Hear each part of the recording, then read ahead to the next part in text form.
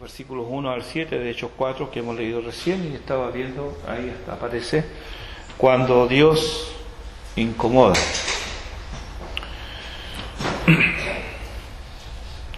Lucas nos cuenta en Hechos cómo comenzó la iglesia. Y como todo comienzo, ocurrieron algunas cosas por primera vez. Aquí se nos narra acerca del primer compañerismo cristiano, cómo surgió, quiénes componían este grupo. También luego en el capítulo 2 encontramos la primera predicación. ¿Quién predicó? ¿Qué predicó? ¿Cuáles fueron los efectos de esa predicación? Notemos la progresión que nos hace Lucas aquí. Tenemos el primer compañerismo, ¿cierto?, que nos habla de quienes están dentro de la iglesia, porque hay quienes están dentro de la iglesia y quienes están fuera de la iglesia. Luego tenemos la primera predicación, que es un esfuerzo para alcanzar a los que están fuera de la iglesia.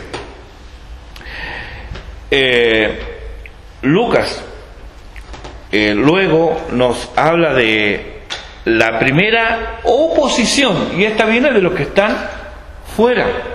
Nos narra los detalles pormenorizados de cómo comienza esto, y ahí en el capítulo 3. Aparentemente, ¿cierto?, como se describe aquí un milagro, como que no fuera la antesala de una persecución, o de una oposición más bien, diríamos. Pero ya vamos viendo, y vamos a llegar al capítulo 4, donde se nos narra esta oposición, en qué consistió, qué estaba en juego y a qué obedeció también. Para eso hay que leer un poquitito. Ahora más adelante veremos que a pesar de la oposición, inclusive aquí mismo en este capítulo, encontramos que la iglesia crece. A pesar de la oposición, la iglesia crece. Y con este crecimiento aparece el primer problema también. El primer problema que ellos buscan solucionar con la primera organización para solucionar ese problema, guiados por el Espíritu de Dios.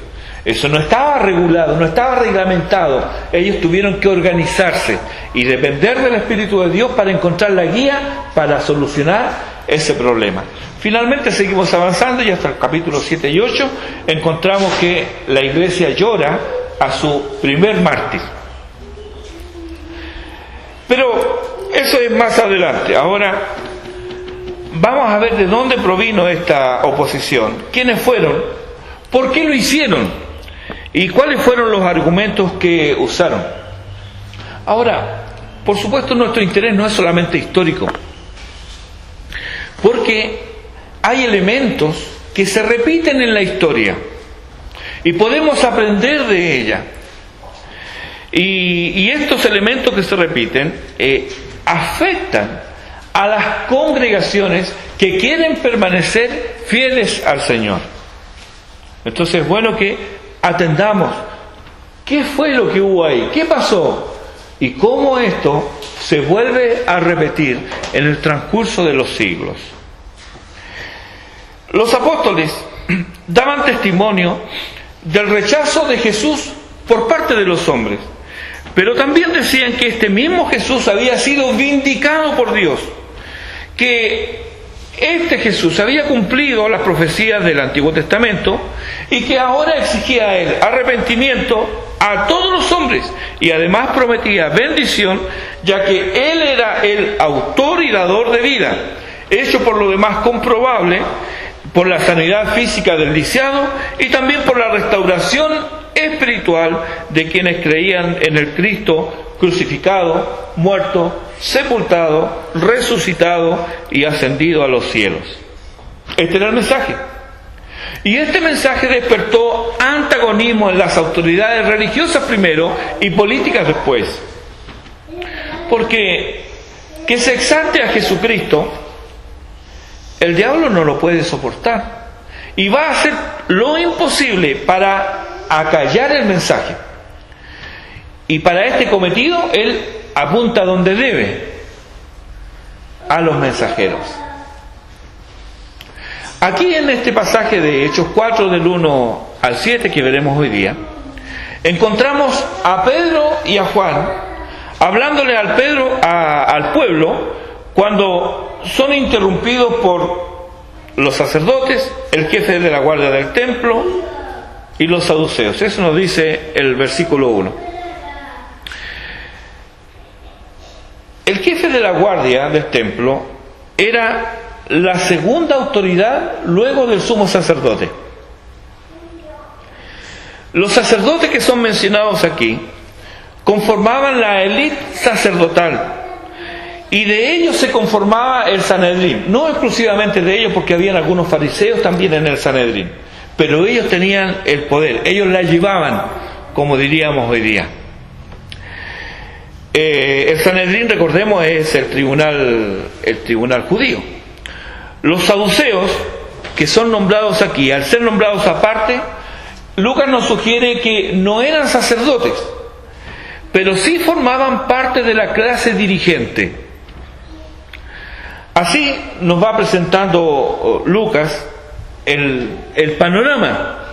Luego, en los versículos 5 y 6, nos habla de la reunión que tuvieron en Jerusalén los gobernantes, los ancianos y los escribas, dice el versículo 5, y el sumo sacerdote Anás y Caifás y Juan y Alejandro y todos los que eran de la familia de los sumos sacerdotes. Ahora bien, aquí hay algunas cosas que no calzan. ¿Qué no calzan? En el Evangelio de Lucas, en el capítulo 3, versículo 2, Lucas dice: siendo sumos sacerdotes Anás y Caifás. Luego, en Juan 18:13, ya aquí es el juicio del Señor, dice, le llevaron a Jesús primeramente a Anás, porque era suegro de Caifás, que era sumo sacerdote aquel año. Y en el versículo 24 del mismo capítulo 18 de Juan, dice, Anás entonces le envió atado a Caifás, el sumo sacerdote. Aquí tenemos unos cuantos problemas. Por ejemplo, el puesto de sumo sacerdote era vitalicio. Y quien lo heredaba, por decirlo así, era el hijo mayor. Y así sucesivamente. Sin embargo, Anás se las arregló para luego de ser depuesto por las autoridades romanas. Y lo depusieron por corrupción. ¿Cómo sería? Que los romanos lo sacaron del puesto de sumo sacerdote por corrupción. Luego de él ser depuesto, 5 hijos suyos ostentaron el mismo cargo. También un nieto y su yerno. Y todo esto en vida de Caifás, en vida de Anás, estando Anás vivo, 5 de sus hijos también fueron sumos sacerdotes, y un nieto de él y su yerno Caifás. Este Anás fue la mente maestra tras el complot para matar a Jesús, y fue el cerebro del Sanedrín judío en tiempos de Cristo y de los apóstoles. Aunque él durante un tiempo, luego que fue depuesto, no ostentó el cargo de sumo sacerdote, sin embargo era tal su influencia que los evangelistas lo tratan como que si lo fuera. Era un hombre rico, ambicioso y orgulloso. Su familia era conocida por la avaricia. Habían conseguido una inmensa fortuna al beneficiarse de los tratos y negocios que se hacían en las dependencias del templo. En Juan capítulo 2, versículo 14, ahí se nos habla del lucrativo negocio que enfureció a Jesús y enemistó para siempre a la clase sacerdotal y a los saduceos, no solo con Jesús, sino que con quienes seguían a Jesús también. El sumo sacerdote estaba a cargo de la supervisión general del santuario. Él tenía que ver con todo lo que tenía que ver con el templo. Él estaba encargado de eso. y también de quienes ministraban allí. Ellos decidían quiénes ministraban y quiénes no. También el sumo sacerdote estaba a cargo del tesoro del templo y era la autoridad no solo para los judíos en Israel, sino también para los judíos que estaban fuera del territorio de Israel. Entonces, si un judío venía, como nos dice en Hechos, cierto, que vinieron de distintos lugares, vinieron de Europa, de Asia, de África, de distintos lugares hacia Jerusalén, ese judío que llevaba años viniendo y que a lo mejor era la única vez que iba a venir, estaba bajo la autoridad del sumo sacerdote. Los saduceos eran los racionalistas de la época, pero como estaban dentro del judaísmo, podríamos llamarlo, sé que es un contrasentido, pero hay una razón para llamarlos así, podríamos llamarlos creyentes incrédulos, porque ellos negaban algunas verdades, y esto es bien interesante. Negaban la resurrección y la retribución en el más allá, afirmando que el alma muere junto con el cuerpo. ¿Esta doctrina ha desaparecido? No, todavía está. Negaban, así de paso, la existencia del infierno. Negaban también la existencia de los ángeles y de los demonios, y de paso también se niega la existencia de Satanás. Hechos capítulo 23 versículo 8 dice: porque los saduceos dicen que no hay resurrección, ni ángel, ni espíritu. La verdad, hermanos, es que ellos despreciaban las escrituras. Aceptaban solo los 5 libros de Moisés, porque obviamente, si ellos eran de la clase sacerdotal y dirigente, necesitaban algunos textos o algo que validara la posición que ellos ocupaban. Y estos eran los 5 libros de Moisés. Pero aún de los 5 libros de Moisés, solamente creían algunas partes de las escrituras. Las demás las desechaban, no querían nada más. Otra cosa, que ellos tampoco creían en la predestinación. De paso, hasta hoy es así como creen en el judaísmo. Si no creen en la predestinación, creen en el libre albedrío. Ellos decían que sufrimos las consecuencias directas de nuestros actos, sean buenos o malos, y que Dios no se ocupa de nuestra conducta. ¿Por qué? Porque si usted procede bien, le va a ir bien. Si usted procede mal, le va a ir mal. Dios no tiene nada que ver con eso. Todo depende de usted. Estos hombres eran creyentes en Dios solo de nombre y para lo que les aprovechaba, ya sea el dinero, el poder religioso o inclusive el poder político. Eso era lo que realmente les importaba, lo que primaba en sus vidas. Eran hombres de mundo, hombres cultos, ricos y poderosos. Se codeaban con las altas esferas, tanto judías como gentiles. Habían sido influenciadas por la cultura helénica y por la racionalidad, y así terminaron ellos amando este mundo. Para ellos el mundo estaba bien, las cosas funcionaban bien como ellos estaban, como ellos lo veían, no había nada malo, y eso realmente era todo lo que les importaba. Pero, ¿por qué había de importarles a estos encopetados religiosos lo que enseñaran o hicieran unos humildes galileos? ¿Por qué les iba a importar? Los apóstoles hacían referencias continuas a las profecías que ellos, los saduceos, no creían y además despreciaban. Ellos, los apóstoles, hablaban del fin de los tiempos que los saduceos ridiculizaban y esparcían la creencia en un futuro reino mesiánico basado en que la resurrección era una realidad, lo que también para los saduceos era mera fantasía. No existe la resurrección. Esto sin duda alguna les ofendía a ellos y desafiaba su estilo de vida, su forma de ver el mundo, la racionalidad de sus creencias, y además desafiaba los derechos que ellos habían adquirido sobre los demás. Pero había algo más. Los apóstoles no solo creían y anunciaban o enseñaban la resurrección, sino que ellos anunciaban en Jesús la resurrección de entre los muertos. No era la resurrección, era en Jesús la resurrección. Eso nos dice el texto. Las doctrinas, hermanos, tienen consecuencias. Sea buena o sea mala doctrina, ella va a afectar las vidas. Si las doctrinas fueran cosas solo del intelecto, si sea una cuestión de... son ideas, pero son ideas que quedan ahí y que no sirven para nada más, a nadie le importaría.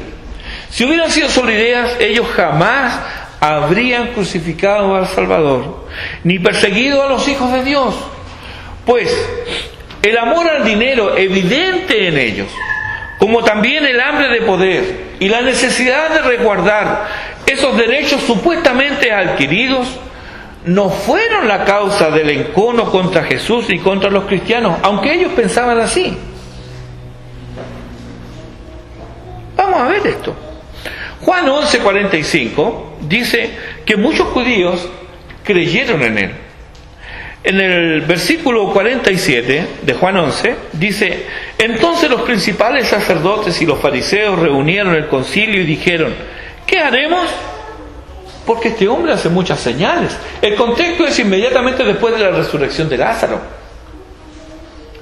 cuando inclusive algunos dijeron: ¿no podía este que abrió los ojos al ciego haber hecho también que Lázaro no muriera? O sea, ya se sabía que él tenía un cierto poder. Y ellos dicen: ¿qué haremos?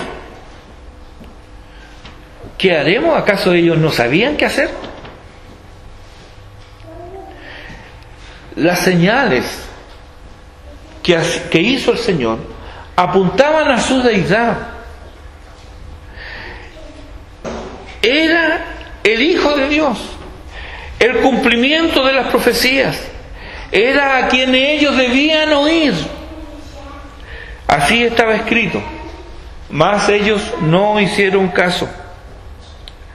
Versículo 48 dice: si le dejamos así, todos creerán en él, y vendrán los romanos y destruirán nuestro lugar santo y nuestra nación. Entonces Caifás, uno de ellos, sumo sacerdote aquel año, les dijo, el mismo Caifás que aparece aquí en Hechos 4, les dijo: vosotros no sabéis nada, ni pensáis que nos conviene que un hombre muera por el pueblo y no que toda la nación perezca. Y esto no lo dijo por sí mismo, sino que como era el sumo sacerdote aquel año, profetizó que Jesús había de morir por la nación, y no solamente por la nación, sino también para congregar en uno a los hijos de Dios que estaban dispersos. Así que desde aquel día acordaron matarle. ¿Qué haremos? Eso acordaron hacer. Moisés había dicho: profeta que levantará Dios de entre tus hermanos, a él deben oír. ¿Qué haremos? Dicen ellos: los vamos a matar, no los vamos a oír. A estos hombres que tenían un conocimiento superior de Dios, no eran bárbaros, no eran paganos, pero a estos que tenían un conocimiento superior de Dios, la incredulidad los convirtió en asesinos. Comenzaron negando parte de las Escrituras y terminaron aborreciendo la luz. Así, el hecho que los apóstoles anunciaran en Jesús la resurrección de entre los muertos tenía graves implicaciones si el pueblo ya no las creía. De paso, advirtamos que ni aquí ni en ningún otro tiempo, que al menos durante el tiempo que ofició el Sanedrín, se adoptaron medidas para desacreditar lo que los apóstoles enseñaban tocante la resurrección de Cristo. Es cierto que algunos dijeron en un principio: mira, los discípulos vinieron y robaron el cuerpo, pero eso no, ni ellos lo creían. ¿Por qué? Para desacreditar la resurrección del Señor hubiera sido necesario solo presentar el cuerpo. Pero, como bien sabemos, la tumba estaba vacía. Ellos, los saduceos, habían sido acusados y además se había demostrado que ellos eran unos mercaderes, ladrones, y además en el propio templo. ¿Recuerdan al Señor cuando entra al templo y echa fuera a los cambistas. Ellos fueron los cabecillas que tramaron y lograron la crucifixión del Señor. Ellos chantajearon a Pilato, le dijeron: si lo liberas, no eres amigo de César. Chantajearon a Pilato hasta conseguir sus ruines propósitos. Pero si Jesús era el Mesías y además había resucitado, ¿qué sería de ellos si el pueblo creía esto? Otra vez aquí, la luz descubre las tinieblas. Y ellos debían decidir si vivir en la verdad era más importante que solventar o vivir el estilo de vida que llevaban. En este punto, Dios se incomoda. Y algunos, para tranquilidad de sus conciencias callosas, se remiten a negar la existencia de Dios. Pero los más, aquellos que no llegan a la necedad de negar la existencia de Dios, viven como si Dios no existiera. Estos son cristianos ateos, según hay un libro que se llama así. Cristianos ateos. Solo usan a Dios para sus propios fines, como los saduceos de antaño. Igual que los saduceos, le temen a la verdad. Igual que los saduceos, crucificarán a cualquiera que exponga, critique o amenaza lo que creen son sus privilegios. Pero ellos no comenzaron así. Comenzaron rechazando parte de las Escrituras para luego interpretar a su antojo lo que decían aceptar. Así comenzaron. Este mal nunca ha desaparecido de la faz de la tierra, porque Satanás se encarga de incentivar este tipo de acercamiento a las Escrituras. Él no va a venir a usted diciéndole: mira, no creas nada de ese libro. No. Él va a venir a usted diciéndole que hay partes de este libro que usted puede tomar.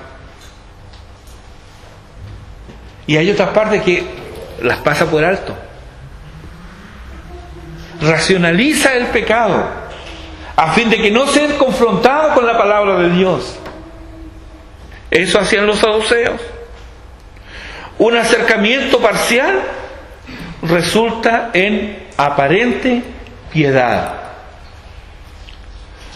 ¿Por qué, hermanos, hay tanta desaveniencia en el cuerpo de Cristo? El apóstol Pablo lo dice: porque hay quienes buscan lo suyo propio y no lo que es de Cristo Jesús. ¿Y cómo se puede hacer eso? Bueno, se puede hacer eso negando o ignorando parte de las Escrituras. ¿Por qué hay tantas familias quebrantadas? Porque al interior de ellas reina la incredulidad, a consecuencia de no tomar las Escrituras en serio. No son cristianos, son saduceos. ¿Por qué hay desaveniencia en los matrimonios? Porque uno de ellos, o ambos, son incrédulos. No creen que un día comparecerán ante el trono de Dios para dar cuenta de sus vidas, de sus hechos, de sus palabras y de sus pensamientos. Se envanecen en sus propios razonamientos y toman el lugar que le corresponde a Cristo en el hogar.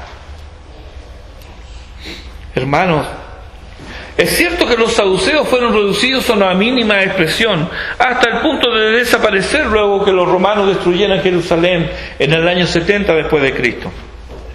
Pero el espíritu saduceo sobrevivió hasta nuestros días y goza de buena salud en aquellos que aman el mundo, en aquellos que ponen la mira aquí y en el ahora, en aquellos que buscan reconocimiento y solo de labios honran al Señor. La verdad es que a estos Dios les incomoda. Cuando leen, por ejemplo, Tito capítulo 2, versículo 12, donde dice: enseñándonos que renunciando a la impiedad y a los deseos mundanos, vivamos en este siglo sobria, justa y piadosamente.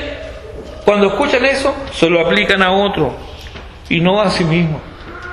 Estos no creen, según Timoteo capítulo 3, versículo 12, donde dice: y también todos los que quieren vivir piadosamente en Cristo Jesús padecerán persecución, porque están convencidos convencidos que la vida cristiana debe ser un lecho de rosas sobre nubes de algodón.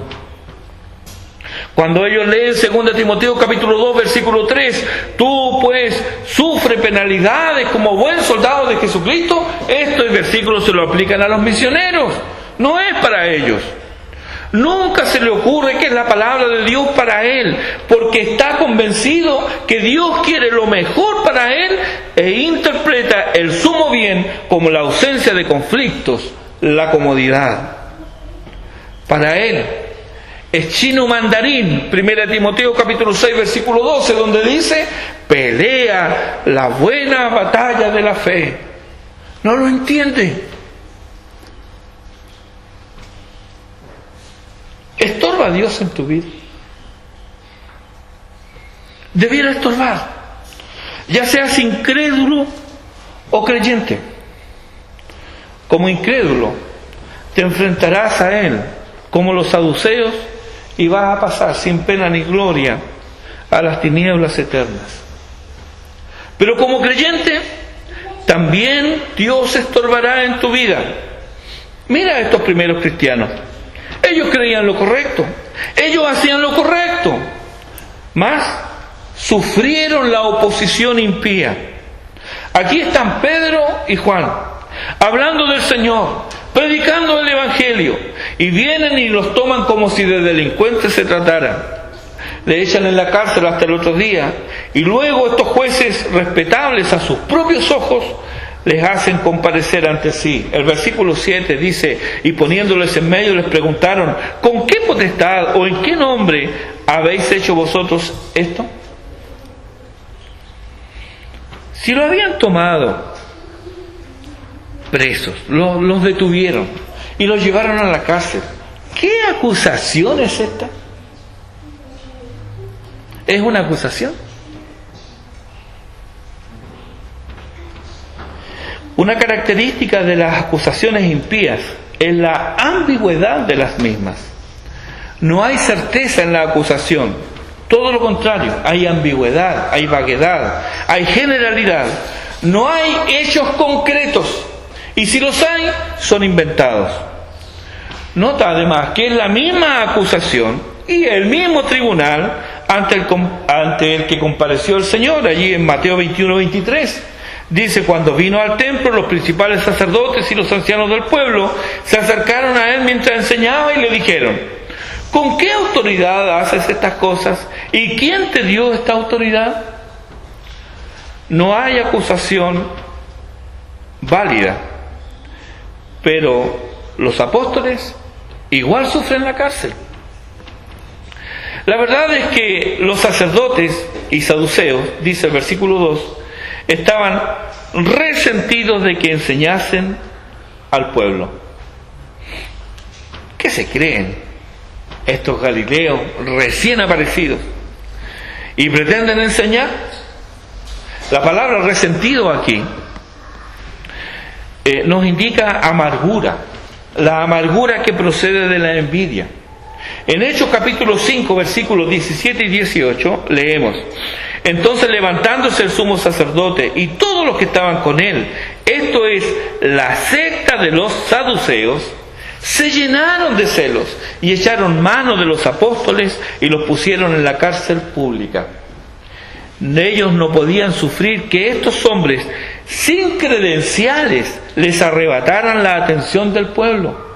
Pero lo cierto era que con la autoridad, la fuerza y el poder de su mensaje, los apóstoles estaban dañando la influencia y la autoridad de los apóstoles, de los sacerdotes. Ellos, los apóstoles, se habían convertido en una amenaza para los líderes religiosos. Así que además de la envidia, también estaba el temor. Recuerda el lloriqueo de ellos en Juan 11:48, donde dice, si le dejamos así, todos creerán en él y vendrán los romanos y destruirán nuestro lugar santo, nuestra nación. La envidia y el temor son los motores que mueven a los impíos y a los falsos hermanos para oponerse a la luz. Pero a pesar de ello, leemos en el versículo 4, muchos de los que habían oído la palabra creyeron, y el número de los varones era como 5,000. A pesar de la oposición, la palabra de Dios igual hacía lo que tenía que hacer. Hermanos, la oposición, el abandono, la traición, la sufrió Cristo.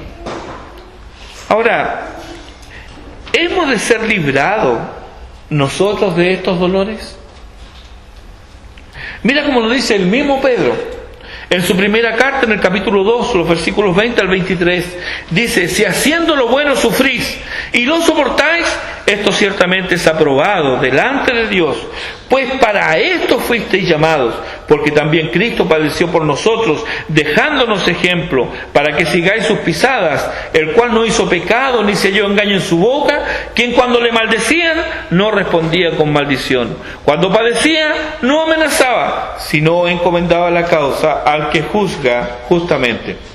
Leemos en Hebreos 12: por el gozo puesto delante de él, sufrió la cruz, menospreciando el oprobio. Y en Isaías 53, hablando de este siervo del Señor, dice: verá el fruto de la aflicción de su alma y quedará satisfecho. El gozo puesto delante de él fue luego del sufrimiento que Dios trazó para él. Vienen juntos, vienen en el mismo paquete. El fruto de la aflicción de su alma son los 5.000 del texto, pero también eres tú y soy yo. Ese es el fruto de la aflicción de su alma. Los creyentes son su gozo, pero hay aflicción de por medio. Debemos recordar y asumir que al identificarnos con Cristo, no solo gozamos de sus bendiciones, sino que también participamos de sus aflicciones. Pablo lo tenía claro. Escucha cómo lo expresa en Colosenses 1:24. Ahora me gozo en lo que padezco por vosotros y cumplo en mi carne lo que falta de las aflicciones de Cristo por su cuerpo, que es la iglesia. Su identificación con Cristo, su conexión con Cristo es tan estrecha e íntima que los sufrimientos de su cuerpo, en parte, son los suyos también. Los sufrimientos del cuerpo de Cristo, la iglesia, son los sufrimientos de Pablo también. Él de esa manera estaba íntimamente ligado, conectado con Cristo. Ahora, por supuesto, no son sufrimientos redentores, en ningún caso, porque el Redentor hay uno solo y ese es Cristo. Pero la iglesia es su cuerpo y cada cristiano sufre los embates del maligno sobre el cuerpo de Cristo, que es la iglesia. Luego de enumerar los trabajos y fatigas padecidos, el frío, el hambre, la desnudez, dice Pablo en 2 Corintios 11, y además de otras cosas, él nos narra algunas peripecias, pero dice además de otras cosas, esas no las narra. Además de otras cosas, lo que sobre mí se agolpa cada día, la preocupación por todas las iglesias. ¿Quién enferma y yo no enfermo? ¿A quién se hace tropezar y yo no me indigno? Hermanos, debemos despertar y tomar nota de la realidad de la vida cristiana. Todavía no hemos sido glorificados. Viene ese día. Pero mientras tanto, vivimos en un mundo caído, donde la realidad del pecado no nos toca tangencialmente, no nos toca por el costado, no. Muchas veces nos golpea fuerte, nos penetra, lastima a los creyentes. Pero, bendito sea Dios.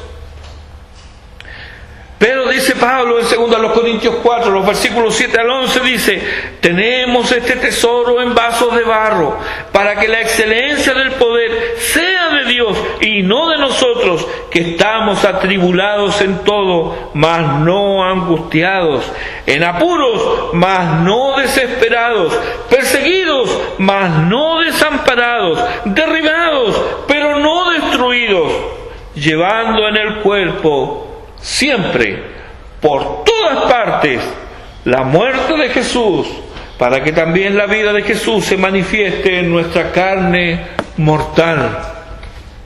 Son textos que debemos aprendernos. Son textos de los cuales debemos interiorizarnos, asumirlos, hacerlos carne en nuestras vidas.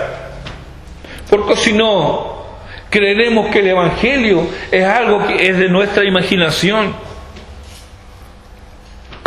Tengo en mi hogar un cuero chiquito tipo cartel que dice lo siguiente: los hombres quieren compartir las glorias de Cristo, mas no quieren subir a la cruz con Él. Como bien lo expresó William Penn, el fundador de la colonia de Pensilvania. Él dijo: sin cruz no hay corona.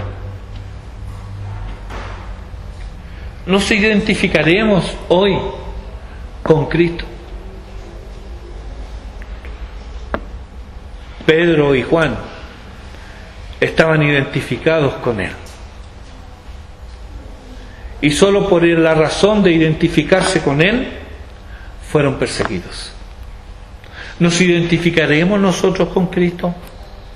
Si es así, seremos blancos de los ataques del maligno. Pero hermano, no temas, yo estoy contigo, dice el Señor. Él ha prometido estar con los suyos hasta la consumación de los siglos. Pedro y Juan fueron incomodados por Dios.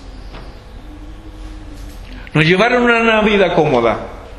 Fueron incomodados por Dios, pero ellos permanecieron fieles. ¿Qué de ti y de mí? Mientras reflexionas, te invito a considerar lo expresado en este viejo himno: en la guerra contra el pecado vamos todos a combatir. Estará Dios a nuestro lado en el tiempo de sufrir, sin miedo de las burlas del diablo y del mundo. Para Dios y para el alma hemos todos de vivir. Que Dios nos bendiga. En el nombre de Cristo. Amén. Oremos.